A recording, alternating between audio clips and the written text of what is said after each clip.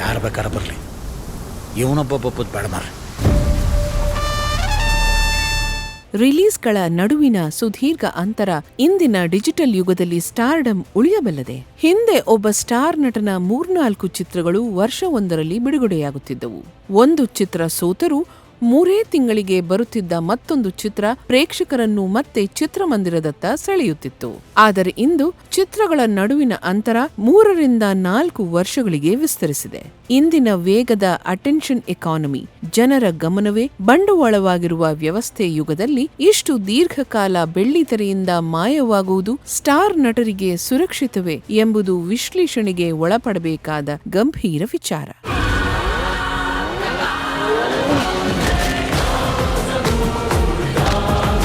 ಗುಣಮಟ್ಟದ ಬೆನ್ನೇರಿ ಹೋದ PAN India ಭ್ರಮೆ.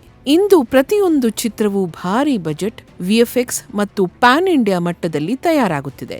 ಯಶ್, ಸುದೀಪ್, ದರ್ಶನ್, ರಕ್ಷಿತ್ ಶೆಟ್ಟಿ ಅಥವಾ ರಿಷಬ್ ಶೆಟ್ಟಿಯಂತಹ ನಮ್ಮ ಮುಂಚೂಣಿ ತಾರೆಗಳು ಒಂದೇ ಪ್ರಾಜೆಕ್ಟ್ಗಾಗಿ ವರ್ಷಾನುಗಟ್ಟಲೆ ಸಮಯ ಮುಡಿಪಾಗಿಡುತ್ತಿದ್ದಾರೆ. ಗುಣಮಟ್ಟಕ್ಕೆ ಸಮಯ ಬೇಕು ಎಂಬುದು ನಿರ್ಮಾಪಕ ನಿರ್ದೇಶಕರ ವಾದ. ಆದರೆ ಕಲೆಕ್ಷನ್ ಮತ್ತು ಮಾರುಕಟ್ಟೆ ವಿಸ್ತರಣೆಯ ವ್ಯಾಮೋಹದಲ್ಲಿ ನಮ್ಮ ನಟರು ತಮ್ಮದೇ ನೆಲದ ಪ್ರೇಕ್ಷಕರಿಂದ ಭೌತಿಕವಾಗಿ ಹಾಗೂ ಭಾವನಾತ್ಮಕವಾಗಿ ದೂರವಾಗುತ್ತಿದ್ದಾರೆ ಎಂಬ ಸತ್ಯವನ್ನು ನಾವು ಮರೆಯಬಾರದು.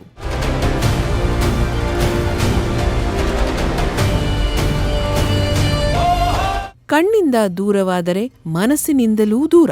ನಾವು ಇಂದು ಡಿಜಿಟಲ್ ಕ್ರಾಂತಿಯ ಉತ್ತುಂಗದಲ್ಲಿದ್ದೇವೆ. OTT ಪ್ಲಾಟ್ಫಾರ್ಮ್ಗಳು, ಯೂಟ್ಯೂಬ್, ಇನ್ಸ್ಟಾಗ್ರಾಂ ರೀಲ್ಸ್ ಮೂಲಕ ಪ್ರಪಂಚದ ಮೂಲೆ ಮೂಲೆಯ ಮನರಂಜನೆ ಅಂಗೈಯಲ್ಲಿಯೇ ಉಚಿತವಾಗಿ ಸಿಗುತ್ತಿದೆ. ಪ್ರೇಕ್ಷಕರ ಮರೆಗುಳಿತನ ಹಿಂದಿಗಿಂತಲೂ ಹೆಚ್ಚಾಗಿದೆ. ಪ್ರತಿ ಶುಕ್ರವಾರ ಹೊಸ ಕಂಟೆಂಟ್ಗಳು ಮಾರುಕಟ್ಟೆಗೆ ಅಪ್ಪಳಿಸುತ್ತಿರುವಾಗ ಪ್ರೇಕ್ಷಕರಿಗೆ ಮನರಂಜನೆಯ ಬರವೇ ಇಲ್ಲ. ಹೀಗಿರುವಾಗ ಎಷ್ಟೇ ದೊಡ್ಡ ಸೂಪರ್ ಸ್ಟಾರ್ ಆದರೂ 3-4 ವರ್ಷಗಳ ಕಾಲ ಪರದೆಯ ಮೇಲೆ ಕಾಣಿಸಿಕೊಳ್ಳದೆ ಹೋದರೆ ಹೊಸ ಪೀಳಿಗೆಯ ಪ್ರೇಕ್ಷಕರು ಅವರನ್ನು ಮರೆಯುವ ಅಥವಾ ಬೇರೆ ನಟರತ್ತ ಆಕರ್ಷಿತರಾಗುವ ಅಪಾಯ ಶತಸಿದ್ಧ.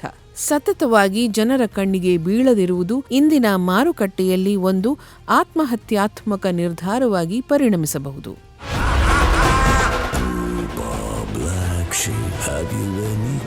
ನಿರೀಕ್ಷೆ ಎಂಬ ಹಿಮ್ಮುಖ ಕತ್ತಿ. ಸುದೀರ್ಘ ಅಂತರವು ಪ್ರೇಕ್ಷಕರಲ್ಲಿ ಚಿತ್ರದ ಮೇಲಿನ ನಿರೀಕ್ಷೆಯನ್ನು ಮುಗಿಲೆತ್ತರಕ್ಕೆ ಕೊಂಡೊಯ್ಯುತ್ತದೆ ಎಂಬುದು ನಿಜ. ಉದಾಹರಣೆಗೆ KGF 2 ಅಥವಾ ಕಾಂತಾರದ ಮುಂದುವರಿದ ಭಾಗಗಳು.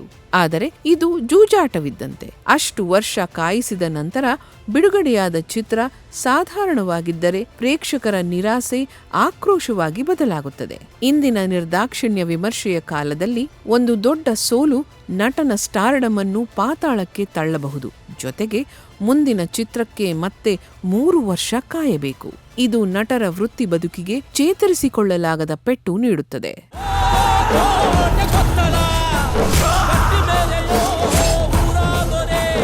ಸ್ಟಾರ್ಡಮ್ ಎಂಬುದು ಕೇವಲ ಒಂದು ಹಿಟ್ ಸಿನಿಮಾದಿಂದ ಹುಟ್ಟುವಂಥದ್ದಲ್ಲ. ಅದು ದಶಕಗಳ ಕಾಲ ಪ್ರೇಕ್ಷಕರೊಂದಿಗೆ ಕಟ್ಟಿಕೊಂಡ ನಿರಂತರ ಭಾವನಾತ್ಮಕ ಬೆಸುಗೆ.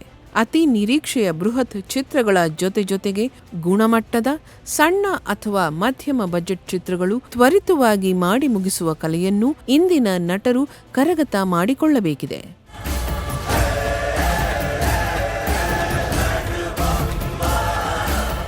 ಬದಲಾದ ಕಾಲಘಟ್ಟದಲ್ಲಿ ಮಾಯವಾಗುವುದು ತಂತ್ರವಲ್ಲ, ಬಹುದೊಡ್ಡ ರಿಸ್ಕ್. ಪ್ರೇಕ್ಷಕರ ಸ್ಮೃತಿ ಪಟಲದಿಂದ ಅಳಿಸಿ ಹೋಗುವ ಮುನ್ನ ನಮ್ಮ ಸ್ಟಾರ್ಗಳು ಎಚ್ಚೆತ್ತುಕೊಂಡು ವರ್ಷಕ್ಕೊಮ್ಮೆಯಾದರೂ ಬೆಳ್ಳಿತೆರೆಯ ಮೂಲಕ ದರ್ಶನ ನೀಡುವ ಸಂಕಲ್ಪ ಮಾಡುವುದು ಚಿತ್ರರಂಗದ ಮತ್ತು ಅವರ ಭವಿಷ್ಯದ ದೃಷ್ಟಿಯಿಂದ ಅತ್ಯಗತ್ಯ.